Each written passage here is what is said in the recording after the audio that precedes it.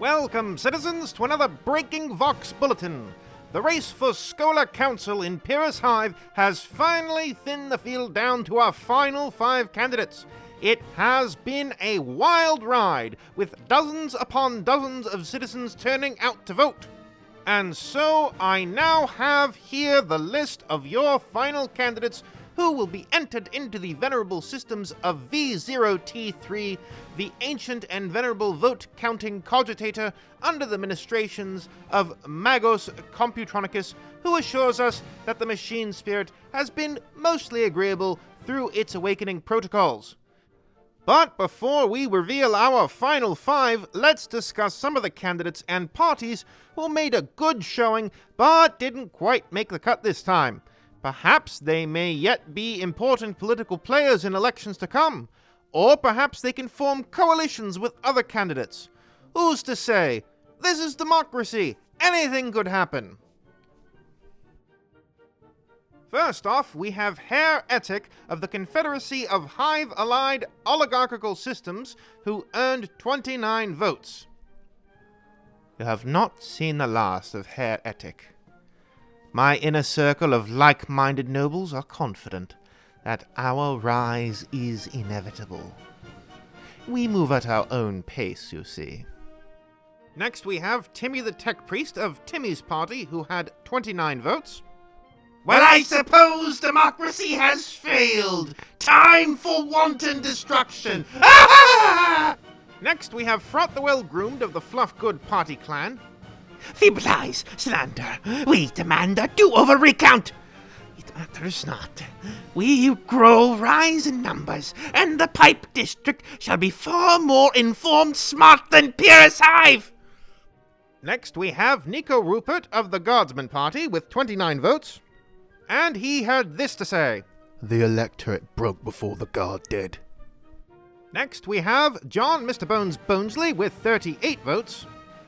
I gave it my best shot. Hey look, whoever wins, just do the right thing for the kids. And don't let any of those weirdos win. Next we have Kitten of the Golden Guardians Party, who managed to garner 34 votes. I am literally a custodes. I stand in the Emperor's holy presence. I have 10,000 years of experience and access to near limitless knowledge. But, will of the people and all. Next we have the Green Party, who, despite not initially naming a candidate, garnered 33 votes, though they did eventually submit someone, Ron-Orc Raygun, far outside the time limit for the completion of election paperwork. He had this to say. I didn't know we was actually voting on anything. We just formed a party so we could join in the riots. Great lot of fun they are. Servitor TAC-17U5 had surprising success with their famous campaign promise to literally do nothing, earning 28 votes. Statement of purpose. Do nothing. Make no decisions. Cause neither harm nor offer aid to the students of Pyrrhus Hive. I have failed at my purpose. I shall likely face termination now. Oh, that wacky automaton. Democracy truly is the gift that never stops giving. Possibly the biggest shock of them all, Nota Tyrannid has been eliminated from contention after starting the election as the front runner. He has now been eliminated with 40 votes. He had this to say. This has nothing to do with the governor's purges. We of the Many Arms Party support the elimination of warp-tainted humans and genetically undesirable mutants. I vow, we will return. We will teach your children the glories of the Emperor of Many Arms. Ha ha! Well, good luck with that. Finally, without further ado, here are your candidates who are moving on after a hard-fought election where each one of them has managed to distinguish themselves and rise above the field to secure the first step to victory. First up, we have Aurora Anuvalde of the most joyous fervor of our Martyr Sisters party, or the MJ Fooms, with 42 votes. Tied with her is Humius of the Big Brain Humi Party with 42 votes.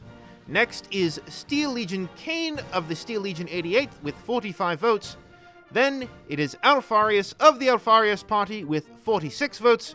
And finally, Totally Not Trazyn the Infinite of the Nihilak Party with 47 votes. Though the gentleman who is most certainly not Trazyn the Infinite is currently the frontrunner, fewer votes separate the 5th place candidates from the frontrunner than can be counted on the hand of a mutant. So anything can happen in the next stage of this most competitive race. We here at CVNN will be reaching out to the campaigns so they can speak to you, the people, in their own words. Candidates are instructed to send any video or audio appeals to CVNN's electronic address, which will be posted below. The election starts today, and it will conclude at the same time next week when all the votes are tallied. The polls are now open in the community tab. May the best candidate be selected and provide a bright future to our darkest Scholar district. This has been Dennis Anderson bringing you the latest on this hotly contested race. Only the Emperor knows where things go from here, and I will be with you every step of the way.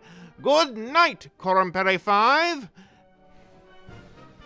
Now, before I go, I would simply like to thank those of you who financially support the Corumpere Vox News Network.